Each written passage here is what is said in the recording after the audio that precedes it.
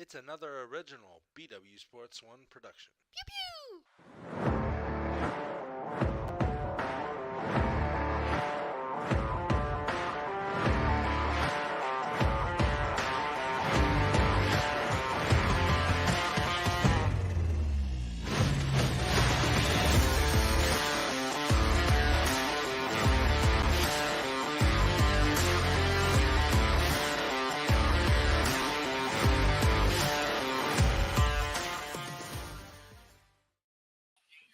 Good evening. I'm warm enough for Halloween, bro. It's October, man. It's Wednesday night, and this is the Dukes of Football -1, sub one. What's up, Source? The permanent sub is back for all of our fans that like the fact that I am most of the time the permanent sub for Dan. You get tired of hearing his fly Eagles fly crap. I'll hit the button on him in a heartbeat. Yeah. But nice to be back. It's been a minute. Yeah, it's been about 2 weeks. It's been about 2 weeks. You know, we had to look at his mug for about 2 weeks. So I got to look at your mug for about 2 weeks. Thank God they have my mug to rely on. Yeah. They got something to rely on. I don't know about your mug. No, Dan might be with us this evening, or he might not. I know he's on location. I know he was going to try to tap in to some legal or illegal internet source, depending on his equipment. So we might see him or not. But I'm sure even if we don't see him, we're definitely going to hear him. So, but let's see. We got a couple things going on here in the last couple things that's been moving around here at the network. I know we'll talk about it here in a bit, but we have a new show debuting. Is it next month? Next Monday. Yes, next Monday. I know it was an M. Yeah, the right before Monday Night Football hockey. So right before Monday Night Football and Monday Night Raw. I forgot about Monday Night Raw. I haven't watched Raw in years. Bro, I haven't watched Raw, and I'm going to give it about 10. I'm going to give it a good 10. You know what I mean? Yeah. Well, we talked a little bit about it on the baseball show. Puck drops here. It's our hockey show. So tune in. It'll be a good show. Lots to talk about. Please say that hockey sound is in the intro. It can be. We talked to Dan. It can be. Yes, that is the intro. That is amazing. So, yeah, I know you guys have been talking about it for a minute, but so we get to see it next Monday. Before Monday Night Football, we get to see the debut of the hockey show here on the network. The Puck Drops Here, starring The Source. He's pretty busy on the network here lately. You know what I mean? He's like all over. He's like the Dan Orlowski of the BW Sports Network. Well, we haven't announced it yet. We talked a little bit about it last night, too. It sounds like if there is a game on next Sunday night for baseball, we will be doing a live watch, and then we talked about doing one depending on schedules. Just so happens that Monday's a holiday, and I'm off work, so it works out perfect. And Quigs goes in late, so expect that announcement. As long as there's a game Sunday night, we will be live on that one as well. So, what holiday? Columbus Day. Oh, yeah. I'm going to leave that one alone. In 1942, Columbus sailed the ocean blue. 2023, I get the day off. So, yeah, you're not going to bait me into that one. I'm going to get my deflector shields on high, and we're going to send that off into space somewhere. Yeah, pretty excited. I know also you guys over at Just a Bit Outside is really ramping up shows right now with the baseball season hitting the postseason. This is probably one of the most exciting times for myself for baseball. Probably the only exciting time other than the All-Star game for base drinking the gallon jug. Yeah, yeah, dude. I like to stay hydrated. It's actually not. It's. I've drank half a gallon. That's about average for the Hey, day. you gotta do what you gotta do, bro. You know what I Yeah. mean? So, it's October. This is like the deciding time in baseball. It's the playoffs. This is probably the most watched baseball. I mean, 162 games, bro. I can't keep focused. But you can get me for these. What is it? 19 or 16 games to win. You know what I'm saying? So, 13, but who's counting? right, who's counting? Yeah. So yeah, man, it's pretty hot. Yeah, and actually, the month of October is hot because I think from now to the end of the year there is only one day where there is not a football game on TV of some sort. I think that doesn't the MACtion start up here? The what? The MACtion, the MAC conference football games on ESPN. Oh yeah, but they start on Wednesdays. Yes, they start this week. There's games on Wednesdays for college. There's games on Thursdays for college and pro. There's game on Fridays for college, Saturdays for college, Sundays for pros, Mondays for pro. So Tuesday is the only day of the week there is not a pigskin being played. Cause I thought I saw a thing that said every day all the way up until the Wednesday before Thanksgiving there is some sort of football game on, whether it's Division 1 or Division 2. Yeah, I checked. Well, I don't even check Division 2, 3, NIA, JCC, TV, United leagues for football. I go the top 25 and FBS. That's about as good as you get. Well, so Tuesday, October 10th, Louisiana Tech, and App State and all them. So it's So next week, next Tuesday, I'm not gonna watch that. I'm sorry, I'm not. No. Tuesdays is Bobby Flay's triple threat night, man. But that's so. But if you're a college football fan, if you're a football fan in general, there's plenty of football now in the month of October from here on out. So, well, this next 2 months is ridiculous with sports because you got almost all the major sports playing. NBA is in preseason; they start up in 3 weeks. NFL's in. College basketball starts up here in about 2.5 weeks. NBA is ready to go. College football, college NFL. You got Major League Baseball was going into play. You got hockey starting up. All this is happening right now. October is the hot spot. busy, busy, busy for everybody here in the network. Yes, it's ready to go. So we've jacked around long enough. Let's talk about some good old football.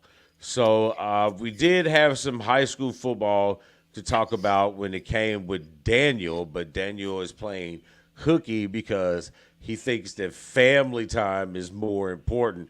I'm joking. Poor guy. I don't want you to get wife stabbed or anything like that.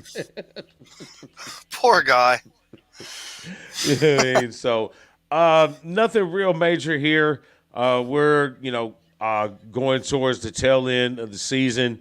A lot of the big schools are starting to play each other.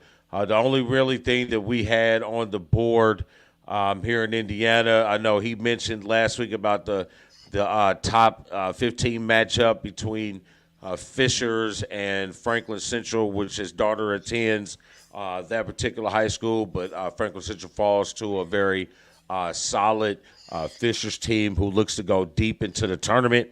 Let's see. I put on here LN, which is where I graduated from, Lawrence North. We had homecoming this past weekend, and it was also my class's 30-year high school reunion weekend celebration. So we started off with the football game and tailgate on Friday night, and we were pretty excited. It got pretty hot. the football team. I don't remember our football team being this good when I played. We was normally a basketball school. So, it was great to see them. Warren Central, who they play for homecoming, is normally a perennial powerhouse here. We spanked that ass 48-7. The cool thing about it was 48-7 at halftime. So they let off the dogs pretty much in the second half. I had to check to make sure they didn't just forfeit the second half of the game, but they finished it out. And then, that's what I got for high school here. So I don't know if you had any exciting high school news up your kind of way. Nope, because my high school sucks. 2-4 overall, 1-2 in conference, lost 2 in a row. Lost one 41-20 and lost another one 29-16. So, yeah, it's not pretty. It is. It is not pretty. Yeah, it's questionable at best. Oh God. Okay, yeah. well, let's keep it moving. I kind of changed up our format a little bit this week. And when it comes to the game picks, I'm going to stick our college stuff with our college and then our pro stuff with our pro, so we don't have to wait towards the end of the show to do all the picks, so we can kind of set them up a little bit better. So that would be saying that we're going to go ahead and go across the NCAA. So a lot of stuff happened last week. Pretty exciting games, pretty exciting matchups. I think all of our games last week were ranked games. So, it's pretty awesome. So, here's the top 25 for this upcoming week. We can scan it. You can see where everything goes. I know this was the first week in the last couple of weeks that Florida State and Ohio State didn't flip-flop. And the reason why, because they were idle. Yeah. Yeah. So, hey, nothing is. Go ahead. I wanted to say I want to give a shout out, which I'm kind of shocked that they knocked them down that far, to Duke for staying in the top 25, though, even after their close loss to Notre Dame. I thought the voters would give them a little bit more credit than what they deserve. I'm giving them more credit than what I thought they deserved. They're a lot better football team than what I thought, so kudos for them to not be knocked completely out of the top 25. It was a good game. There was no reason to knock them out. It wasn't like Notre Dame just walked. We was going to talk about that with Dan, but it wasn't like it was I can actually talk about it now and just put it off my list and just rotate around because that's what a good person does. But it wasn't like Notre Dame just cakewalked them up and down the field. This was a football game. Yep. And so at one point I was wondering about if Notre Dame would have that low after a loss, subject to like when they did last year with Ohio State and Marshall. So I was concerned about it, and it looked like I should have concern at one point, but good football teams find a way to win tough games, and I think that's what Notre Dame did there with Duke. So I didn't get to watch any college football Saturday. I was a little preoccupied with a chili cook-off and then a big $75,000 win the race, but I watched the highlights, and I was quite impressed with that Riley Leonard from Duke. Yeah, especially after his mom basically came out and said, "Yeah, no, stop, you suck." I don't know if you heard about that, but yeah. But his composure when he's in the pocket and his decision making. I know he had one interception in that game, but he's starting to grow on me a little bit as a quarterback. He's not going to give you 300-400 yards passing, but he's going to keep you in the game. It seems like that's what he did in that game, was he kept them in the game, even with his legs. Agreed. So, but I think they still have an opportunity to still be a force, or not a force, but a player in the ACC going for that other side of the championship game. So let's look here. What else do we got?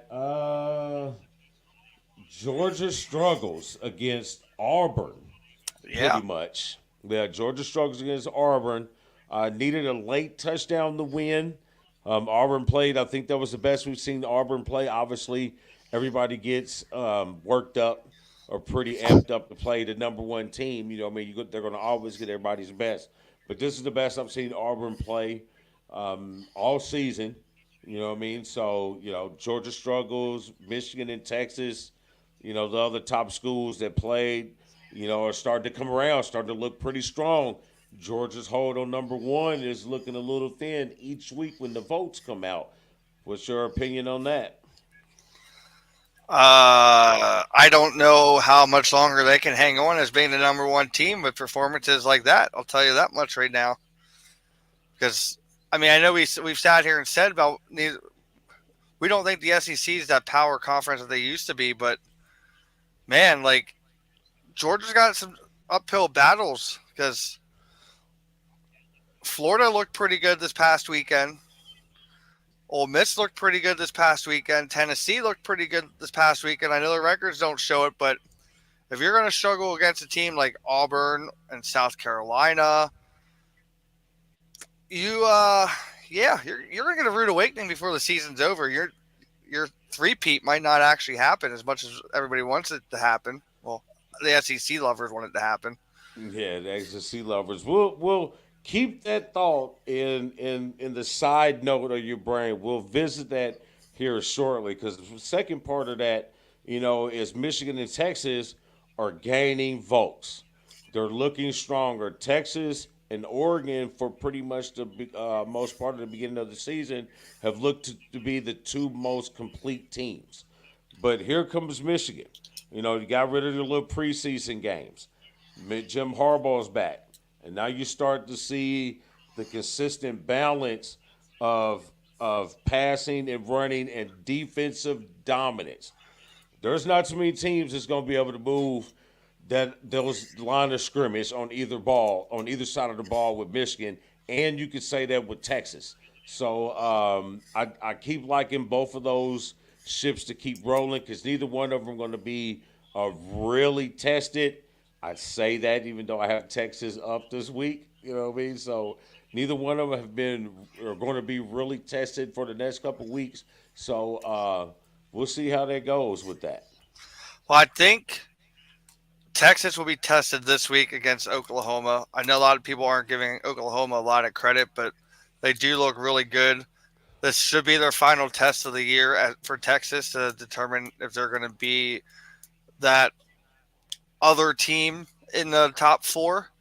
But to your Michigan team, I will give you credit. They do look a lot better than what I would give credit for without Harbaugh in the first three games. And here's where my butt is. I don't think their first actual test comes until November, specifically November 11th. I mean, I don't disagree. So if they would lose a game between now and November 11th, it'd be one of those weird upsets like an App State versus them type upset. But I mean, I still don't know. I'm not going to say they don't deserve to be where they are, like ranking wise, as the number two team. They haven't shown anything that says otherwise that they shouldn't be the number two team. But they also haven't shown that they are the number two team because they really haven't had that matchup against anybody that can contend with them. So I think the November 11th game, for those that don't know, that's specifically up in Happy Valley at Penn State. That will be the make or break game for both teams. No matter the result for Penn State, Ohio State in a couple weeks, I think the winner of the Penn State Michigan game is your Big Ten Conference champion. To be in all honesty, that's the game right there that I think everybody should be looking out for. I agree. As of right now, it does look potentially to be both of those. The only difference between those three teams is one quarterback is proven, two of the quarterbacks are still looking to prove themselves. They both have had decent games, but they haven't had decent games against good defenses. And two asterisks I'm going to put on that. Michigan has allowed the least amount of points in all of college football. They've averaging less than 7 points per carry, no matter who you play. Yeah. that's something to say. And asterisk number 2, Georgia's strength of schedule is worse than Michigan's. That's all I'm gonna say Yeah. on that. No, I'll say and that every week. yeah, no, and I know you and I and even Dan and I go back and forth,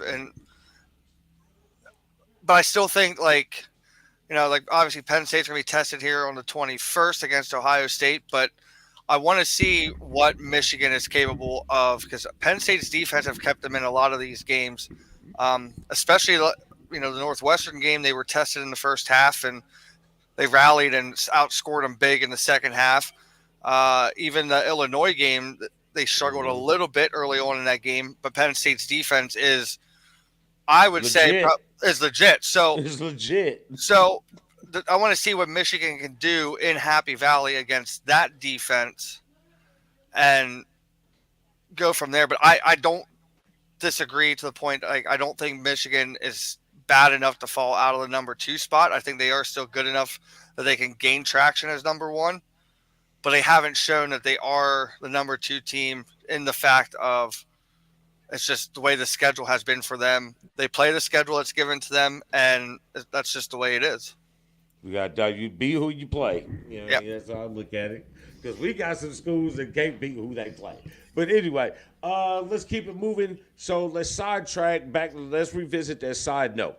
Now you talk about the ACC, the SEC being overrated and blah, blah, blah, as we talked about it and as we feel as fans of college football. But as I look here at these rankings, ranked teams per conference, the SEC has 7 ranked teams right now. They have the number 1 Georgia, number 11 Alabama, 16 Ole Miss, 20 Kentucky, 21 Missouri, 22 Tennessee, and UCLA at 23.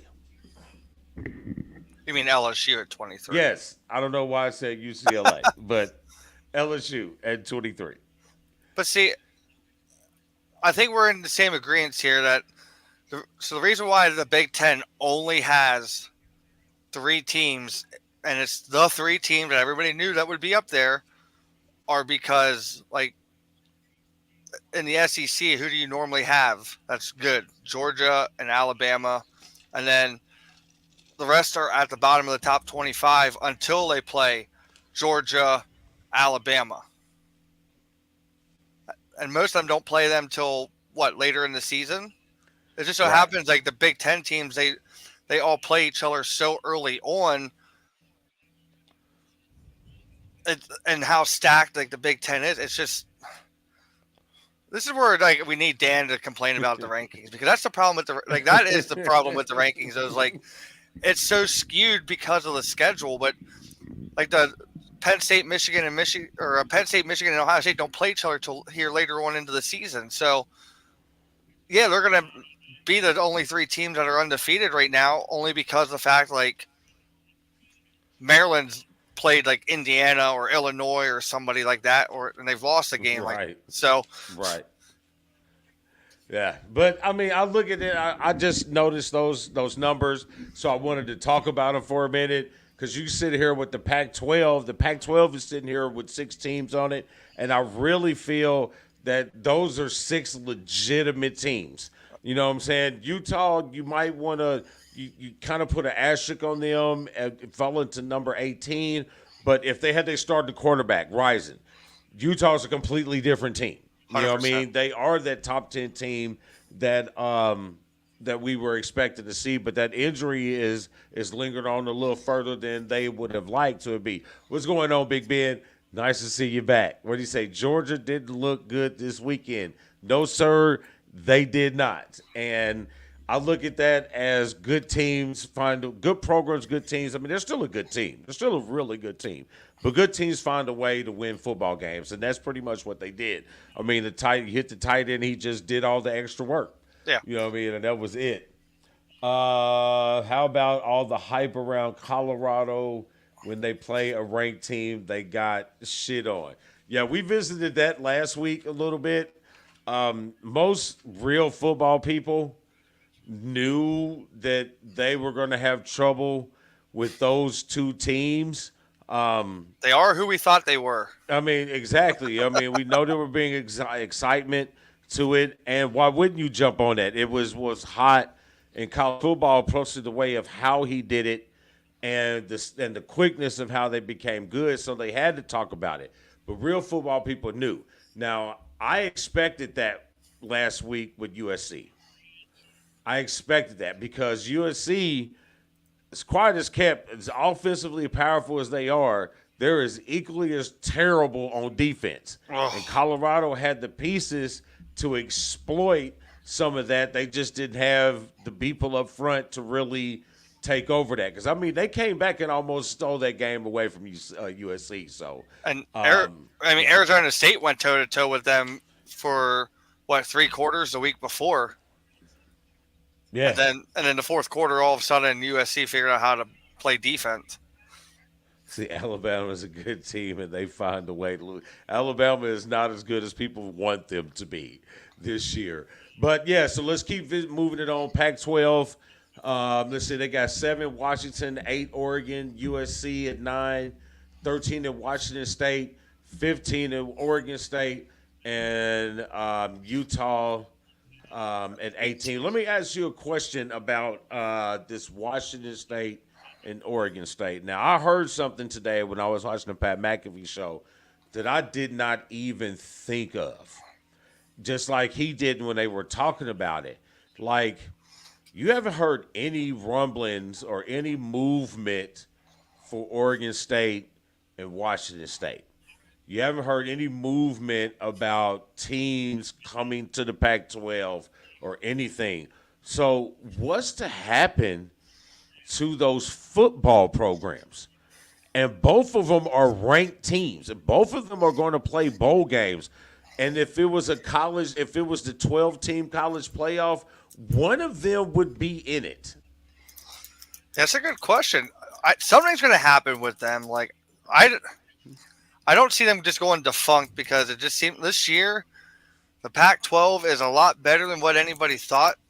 I mean, we thought Pac-12 was going to be the worst conference in football. They're turning out to be one of the best. I mean, I think Oregon State and Washington State are just at a disadvantage because it's like, what conference actually wants them to come there? Ooh, that's out of here.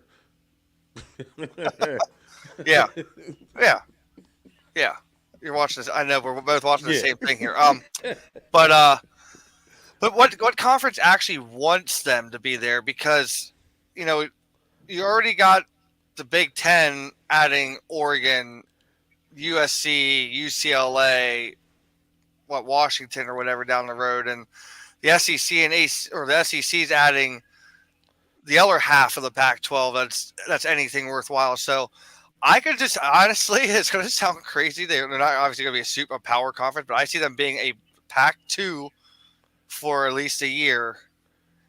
And somebody is going. There's going to be teams that are going to go over there because they're going to see like, oh, it's 2 teams we can probably beat up on, and they're going to run like they're going to run like an independent conference and just play whoever, and who knows, run the table on everybody. I mean, that's an option that they could take. I know the negative is what people were been talking about. Are these programs just going to dissolve? They're just going to not have football programs anymore from Power 5 conferences? I mean, naturally, you would think they would go to the Big 12. The Big 12 has the least amount of schools between the ACC, the Big 10, and now the ACC. So you think that the Big 12, if they want to compete with those other 3 conferences, they would go after them. I don't see them dropping down to the Big Sky or the Mountain West. I don't see those being the option. But I didn't think of it till you said the word independent. I mean, why couldn't they strengthen Notre Dame's argument and add to the independent? Why can't Oregon State and and Washington State be independent in football? I mean, UConn is. They're not in the conference. They're independent. And you are guaranteed to know that, like, okay, so we'll just use Oregon State, for example. They're guaranteed 2 games next year, no matter what. They're going to play Oregon because I don't think they want to get rid of that rivalry. and they're going to play Washington State. Yep. So just play, and same with Washington State. They're going to play Washington and Oregon State. So if they play even as, independent, and I use quotation marks, but as a Pac-2 between the two of them, and they run almost the same style schedule with each other, why not? I mean, if they go undefeated next year, you could talk and say, hey, you know what? Maybe they are for real. Maybe that'll be enough for the Big 12 or even the SEC or the Big 10 or whoever to say, hey, come join us now. Like, you're proving to us, like, hey, you did well with the full Pac-12. Now you are running this independent schedule and you're killing it there too. Let's see what you can do against a full slate of equally talented schools in our conference and keep them going. Because I don't see them going defunct. It'd be stupid. Why take Stanford? Stanford is not a football school. They have a good team every 8-9 years. So why jump at the Stanford? You know what I mean? Stanford concentrates on academia. So why not take one of those schools before you take Stanford and Cal? You know, those are two schools that, you know what I mean? For the academics. They didn't take them for sports. They took them to boost their academic numbers. I mean, but the ACC does not need boost in any academic numbers with Duke and North Carolina. It doesn't matter, though. I mean, take out Duke and North Carolina. How many of their other? What else they got? What else they got? Vanderbilt, is that right? Wake Forest. No, they got Wake Forest. Come on, man. They got damn near Ivy League schools, academic wise, in the ACC. So they have 3. But what's their student athlete graduation rate across the board? I mean, you figure basketball. Does anybody look at those numbers anymore? Hey, I'm just saying it could be more money in for the conference because look at this. Well, we're not looking at the basketball numbers because if you're good, you're gone. Yeah. So why not? I mean, they're not joining for the sports; they're joining for the academics. We're recruiting the smart kids to come play for us. Right. All right, so let's keep this bus moving. So that is all of our loose lingo that we have for college. So let's jump right into our college game picks. So that's what our little twist that we have done here is like, since we're going to do the college first, let's go ahead and do their games. And then when we get into the NFL, we'll add their games on at the end. So we're just about halftime of the show, so that means it's game time. And here are our current network standings. As you see, DaLion has made a significant jump back into the standings. Yeah. I he had a perfect week. I question how in the hell does this guy right here at the very bottom of the list all of a sudden rally to be within 4 of the leader? Well, I want to know how he's cheating the system. How he's cheating the system? He sent an email out, hey, bro, here are my picks. Y'all got to hook me up across the board. Right. That's exactly what's happening. So, yes, DaLion has pulled himself out of the gutter with a perfect 7-game this week. Everybody pretty much did. There was no negative, so to speak. Everybody had a winning record. Everybody had a winning record, yes. So Greg is still sitting at top with 21. And then you got you and Timothy who are just right on his tails. And then everybody's within like a couple points from each other, man. So this is going to be an exciting race. As we move on. We need to knock Greg down a pedal too. He's leading in fantasy football. He's the only undefeated team in fantasy football. Now he's the number 1 guy in picks. He just won the baseball picks. this He's been wizardry. number one all year, the whole year. Yeah, this wizardry stuff that's going on here. It's gotta stop. His Voldemort to come up sooner or later.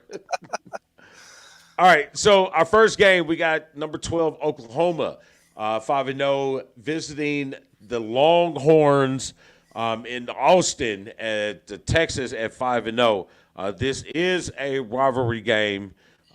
This is a rivalry game that's going to continue on to the new conference. This is the Red River rivalry. This is no matter if they're ranked, if they're not ranked. This is always a battle. OU is looking pretty good this year. Nice and exciting. Not a lot of people giving him a big chance, but they're giving them a fair chance. If you can see as the line, they only got Texas up but less than a touchdown. So they're assuming this to be a pretty, within a one-score game. So I like it, man. But, but the people, what does the people say? So this is one that I debated back and forth on because I'm sticking with my pick of Texas winning this game, but this is one I would not be disappointed in losing because Oklahoma is a lot better program this year than what they were last year. Last year I would have said Texas would probably just blow them out because Dylan Gabriel didn't look that great last year.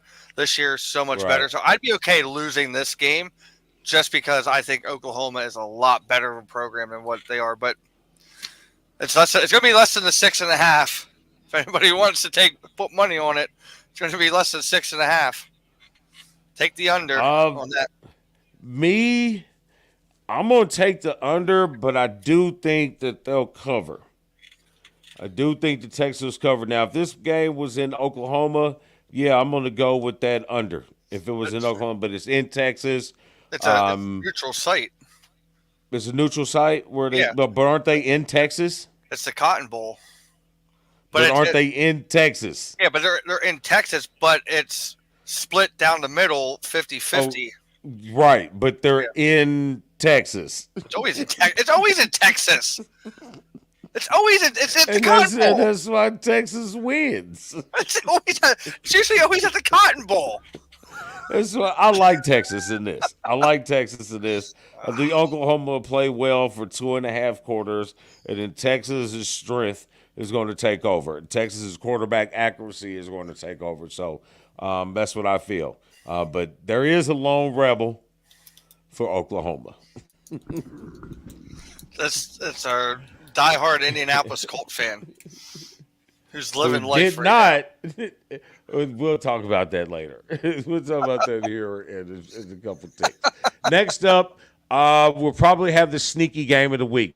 But there are other ranked games. Notre Dame is playing a ranked game against who are they playing? Somebody that's ranked was. Notre Dame's playing. No, they're playing. Oh, Louisville. They're playing Louisville. That's right. Yeah, they're playing Louisville. That's right. So they got another newly ranked team. So that ought to be another test for Notre Dame. So they have a sneaky way back in, just to give Dan the little pat on the back. All right, so we got Kentucky at 20 and Georgia at 1. This is going to be a good game. This is a game that I looked at like Georgia was primed for an upset, and the team that could do it would be Kentucky because they play similar style that Georgia does. So I like their chances, but I think Georgia is just more athletic. Kentucky needs more athletes. That's what I think in this particular game. If I'm looking at the line, I will take Kentucky in the points, though. Oh, I agree with you on that one. I don't see the upset happening, but you're right. This feels like a trap game for Georgia. It's got that feeling going into it. You know, the hype on them is high. Everybody took Georgia, but it is a trap game. This is a legit trap game for them. Legit, because you had that rough game against Auburn, and Kentucky is smelling blood in the water. They're 5-0. They're feeling really good about themselves. This is an opportunity for them to change the world. Well, They're gonna do something. Maybe not win, but they're gonna do something. right. Let's see. Next up, I thought we play around with a little bit. We have Fresno State, who debuted in the top 25 last week at 25. This week they're at 24, and they're playing against a familiar foe in Wyoming. You know, I had a hard time picking this one too because Wyoming went toe to toe with Texas earlier in the season. A lot of people forget that Texas almost looked like they were going to lose to Wyoming. It ended up being a 31-10 game, but Wyoming led for a good portion of that game. So that's that's a tough one to decide on. I'm not going to lie. Yeah, I'm not gonna lie. I played the game. I went ahead and I made the jump. I mean, people forget, man, Wyoming is a decent school up there in the Mountain West. Yeah. They're a decent school. I mean, they go to bowl games. They play hard. They're not a school that you schedule and think that you just get ready to run over. You're probably going to beat them, but you're not going to run them over. And I feel, and they're familiar with Fresno State, so I feel the Wyoming has a chance in this particular ball game. And Fresno State's not going to be an easy out for anybody too. Like, just ask Purdue. Just right. I mean, but Wyoming's up there. Their elevation is pretty high. I nipped Wyoming a little bit on my travels. It's up there. You know what I mean? That elevation gets to people, especially them old flatland California beach boys. How about them Cowboys of Wyoming? Yeah. Some good picks though this week. I mean, those were some tough matchups. Apparently. Hold on. I think I had some funny business going with my headphones. Okay, I'm back. Apparently my headphones are connected to my son's phone. No, I said those were some good college picks. They were some tough games. Like, I like those. That random Fresno State Wyoming game is a good like twist, but that's a really like split down the middle game. Oh, and see now he's in. Oh, here we go. Well, while we wait for the one to come back, just a little quick baseball update because we're both sitting here watching playoffs. Phillies, Miami tied at 0, top of the third, and Arizona and Milwaukee are 2-1 in the top of the 6th. All right, now we're back. His phone is disconnected from my headphones. Probably one of his little freaks giving him a call. I'm kidding. He ain't got no freaks. He better not. So that sends us. We did a college picks. So that sends us right into the NFL. Ready, set, NFL. So we're gonna run through our NFL real quick. Let's see here. Let me get to the NFL section. Okay, the first thing that I have to say about the NFL this week is everybody get close. Pull in real close here. Let me get close. Everybody pull in real here. Matt Canada has to go. That's it. Hey, come closer. Come a little bit closer this time. Matt Canada can stay so they can keep losing. That's all I have to say. It's time for him to go. And I mean, I've never said this about Mike Tomlin, my Halloween twin. You know what I mean? I think he's great for the brand. He's always been great for the brand. But if you can't make the testicular fortitude decisions and getting rid of loose, dead weight that is not making our football team better, then we need to question your leadership skills at this point. I don't think he's on the hot seat, but I think they're preheating. I think his oven is preheating. And how do you give up 300 yards passing to C.J. Stroud? C.J. Stroud is going to be a player. He's going to be a player, but you don't give up 300 yards to a rookie. Not with that defense. Thank you. I mean, everybody talked about how great T.J. Watt is and how great that defense is, and you gave up 300 yards passing to C.J. Stroud. Your starting quarterback went out. Your offensive coordinator can't call play to save his life. Y'all got some big problems over there in Pittsburgh. I'm gonna say this. I'm gonna say this. The defense is not the problem. You can't put no defense on the field that long, that many times, and expect them to be productive game after game after game. You slid through with the first win. You slid through with the second win. You know what I'm saying? Like, you're not TJ and Highsmith are tired. You know what I mean? And then we keep doing all this work. You know what I mean? I'm at one point he was tied for the league lead in sacks, had 2 forced fumbles, a scoop and score.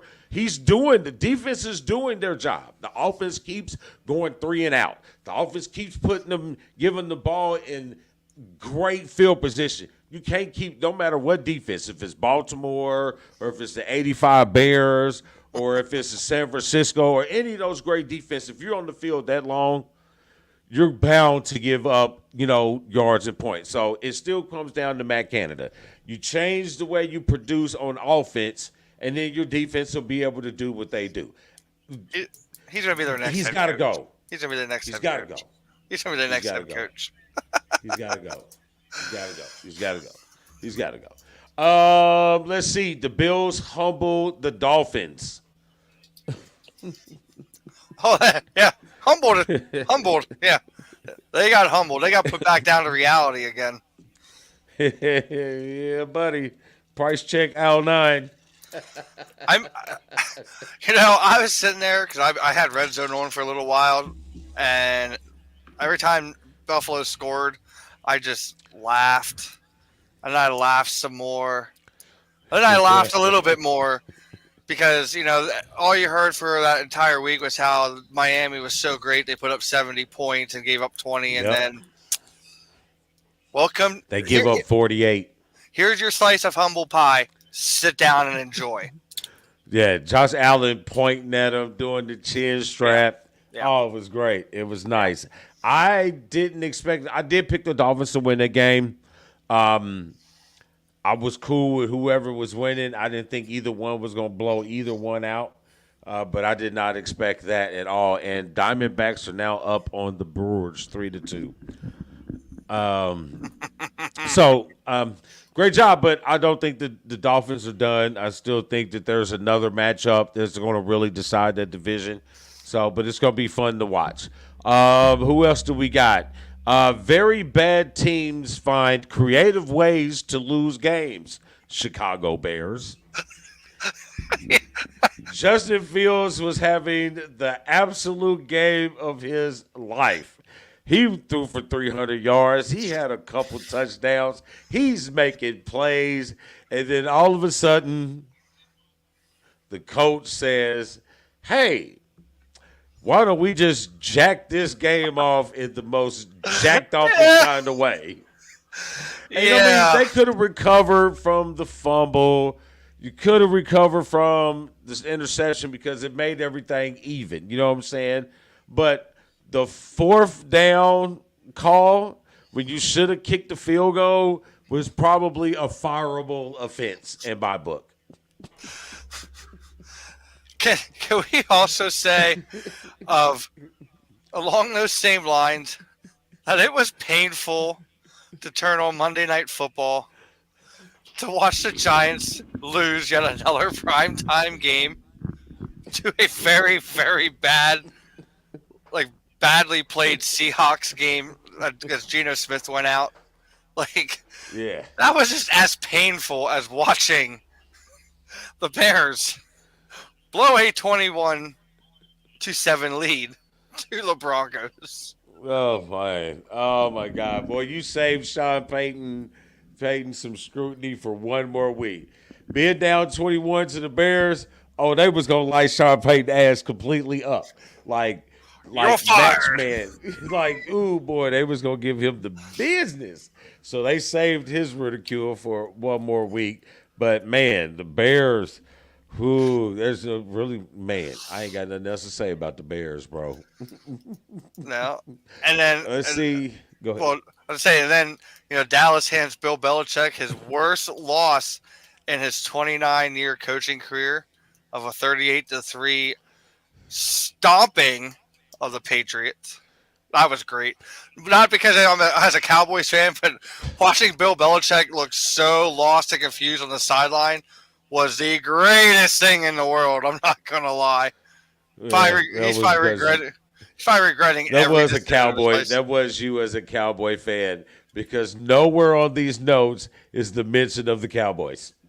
No, but Nowhere. But in general, seeing Bill Belichick's look, like the one time he went like this in his face, he was just like,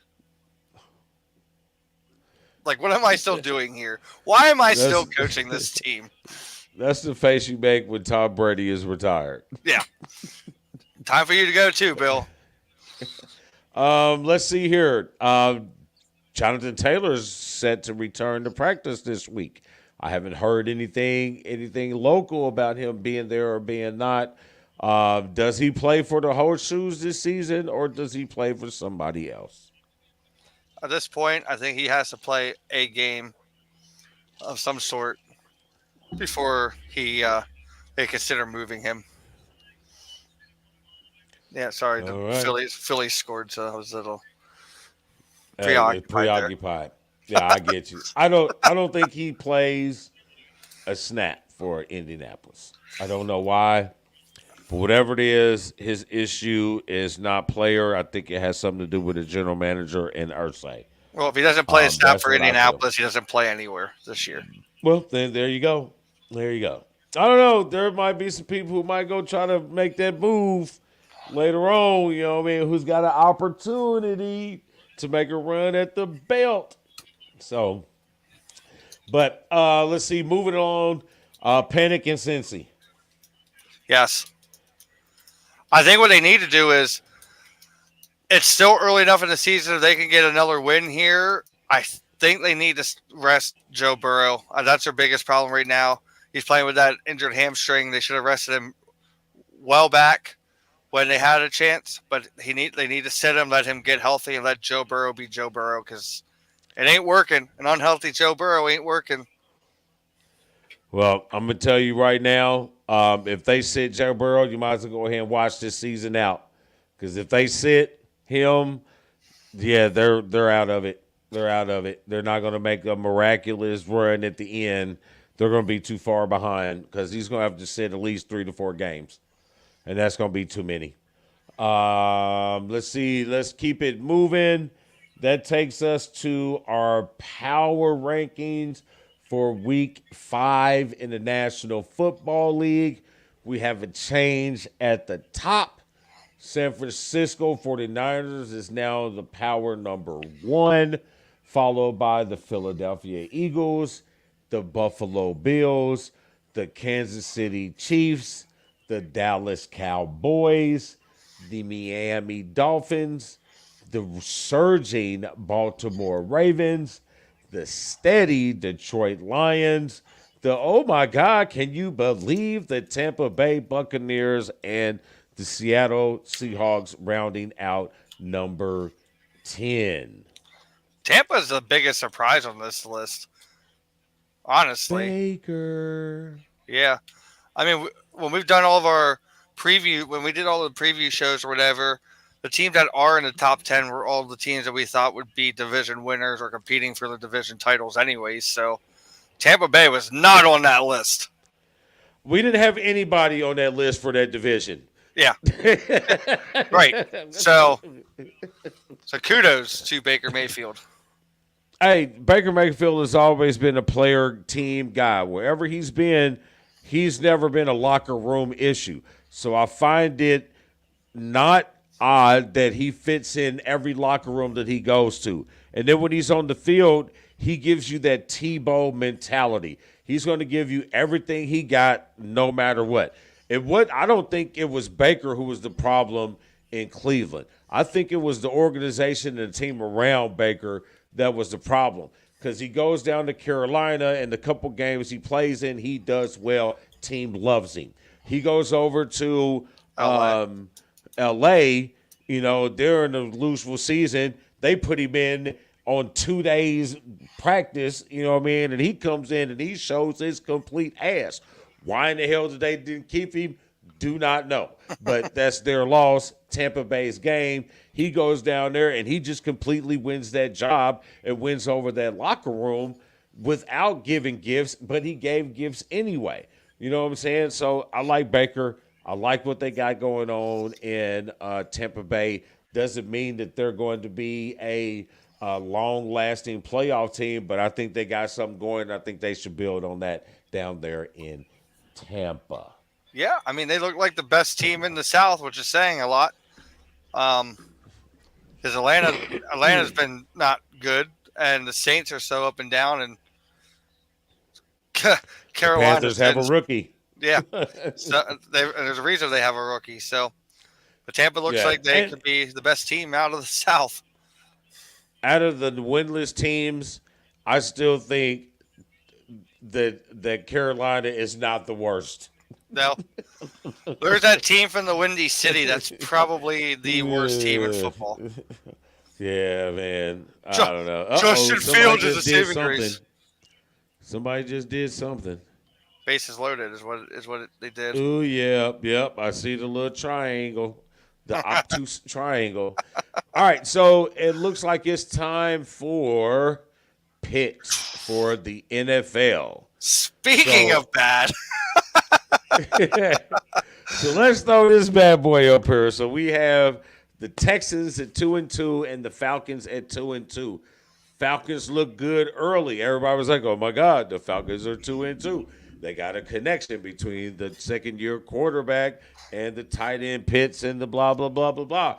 Bijan is running the ball, and then back your bus up a little bit. They get thrashed next 2 games, and then you have the Houston Texans, who started off. Actually, to be honest with you, Houston has not looked bad in any game that they've played in this year.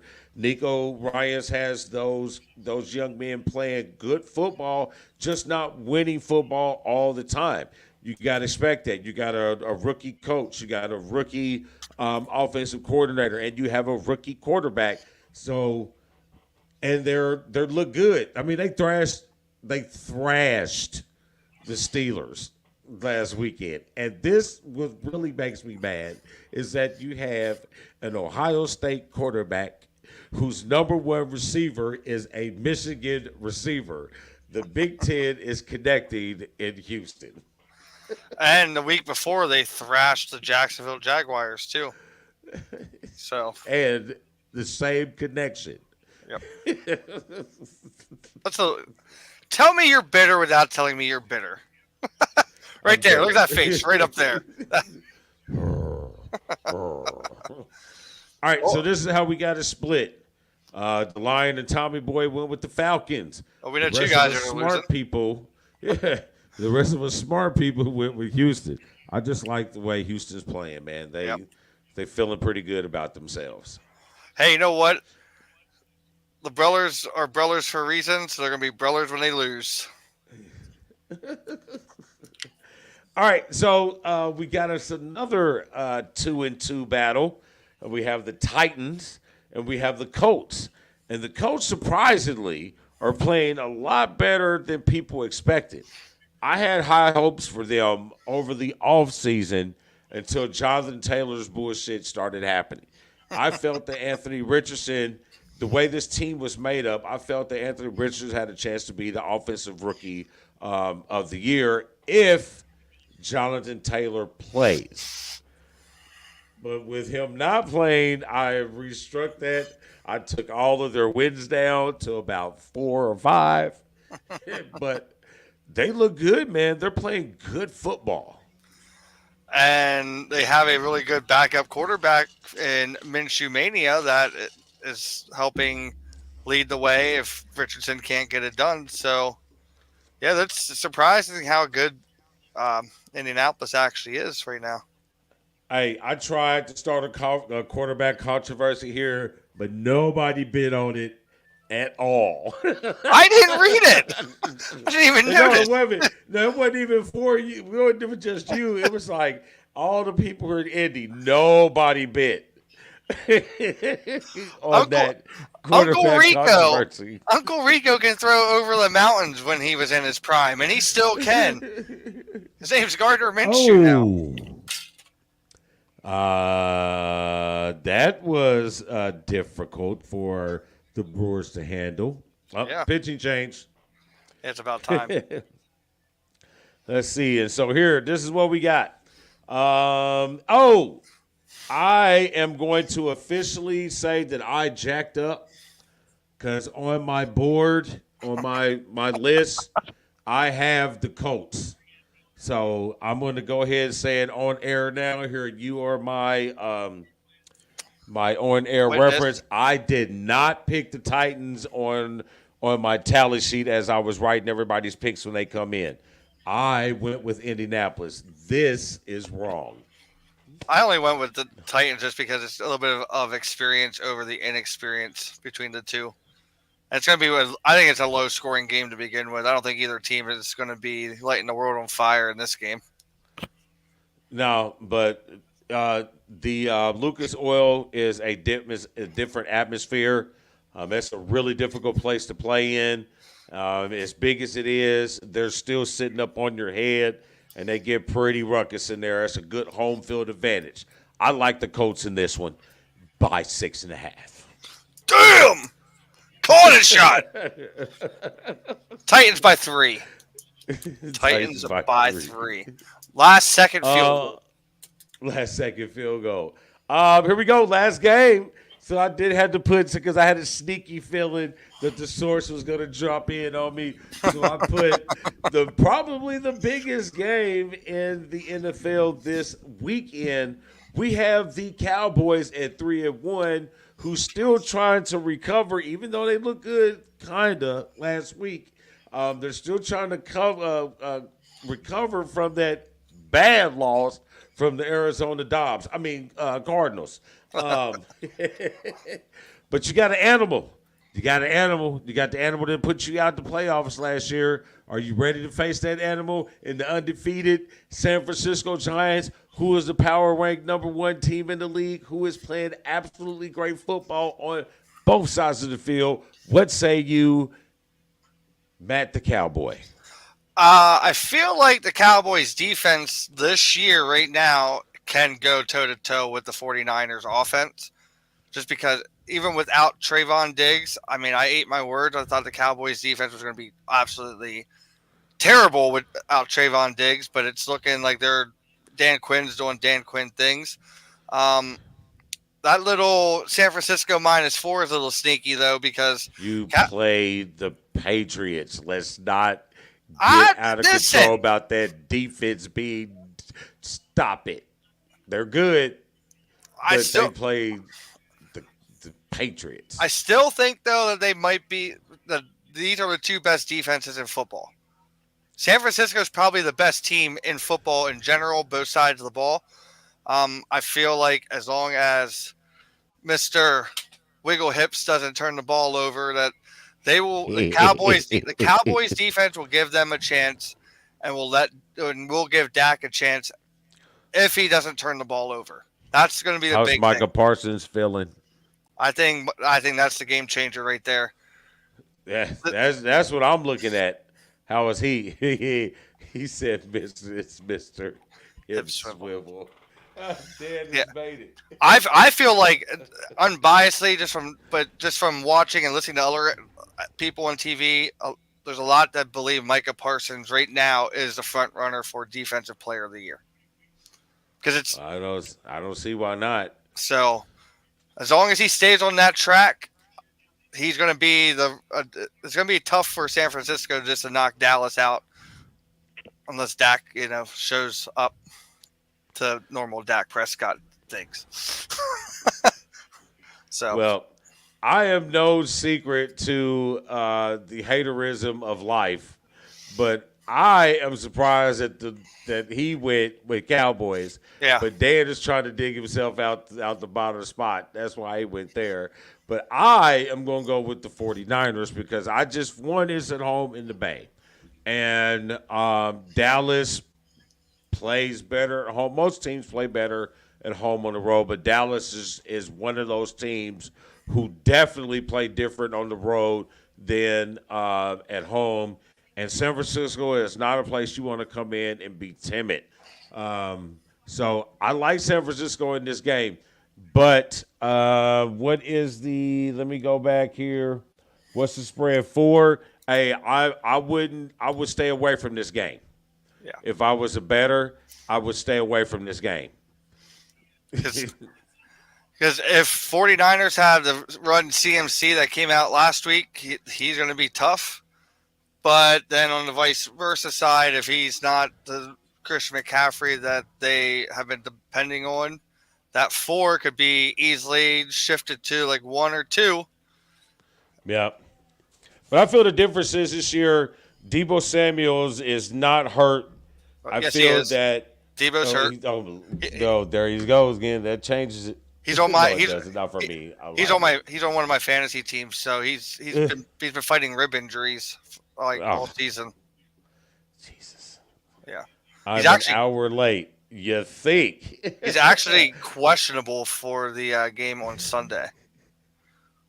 Oh yeah, I'm still going with San Francisco because what's his name?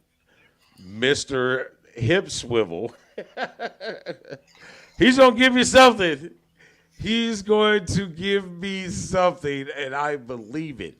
Yes, you are an hour late. You have to look at these time changes, Daniel's son. You know what I mean? When you travel, time does not travel with you all the time, sir.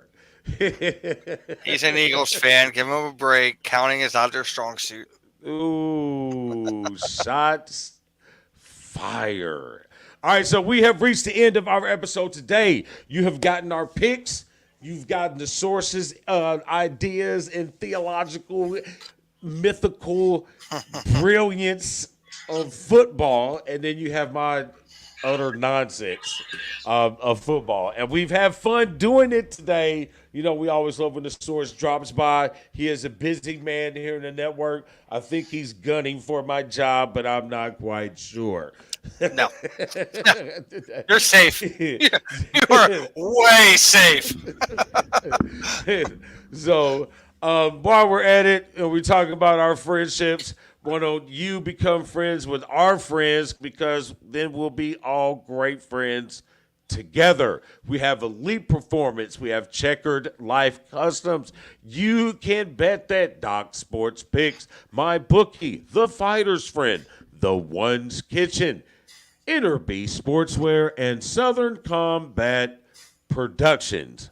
And while you're at it, go ahead and get familiar with the BW Sports network of shows. You can always find all of these syndicated shows and our live shows on YouTube or on BWSports.com. You can see the rundown of all the sources that we provide for you and can provide for you. Here's our shows: Dukes of Football, Checkers and Wreckers, Super Kicking It with Steven and Greg, State of Basketball Combat Zone, Just a Bit Outside, and brand new starting next Monday night at 7 p.m. here on the network.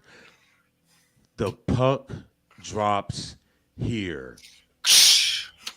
There it is. Oh, you. So Edit that out, people Dan. that Add that to the free show video. Oh. And see, if I'd have uploaded the video, I'd have put it there right there so everybody can see it in their face. So, Source, tell the people where they can find you, man. Well, as we talked about earlier, just now, next Monday, puck drops here, 7 p.m. Eastern, right before Monday Night Football. Great show planned for that one. Also, check out Sunday night, more than likely a live baseball show for just a bit outside with the Quigs. It's a busy time of year for everybody. It's playoff baseball and hockey start, so let's go. I'm going to start feeling like I'm Pat McAfee at this point. I'm getting so fired up for everything. Whoa. Let's You go. can't do it. You can't do it. You got to do it. Awesome, man. So, yeah, check us out. You can find me. I'll be on the network. I'm here and there. You can also find me in the kitchen cooking up fabulous things and creating new recipes for all of you people to try. So that's where you can find us all. You can always find us at BWSPORTS1.com for the source, for Dan on location, vacation and fishing and shit. And us and everybody at the network, we are out of there. Have a great football weekend.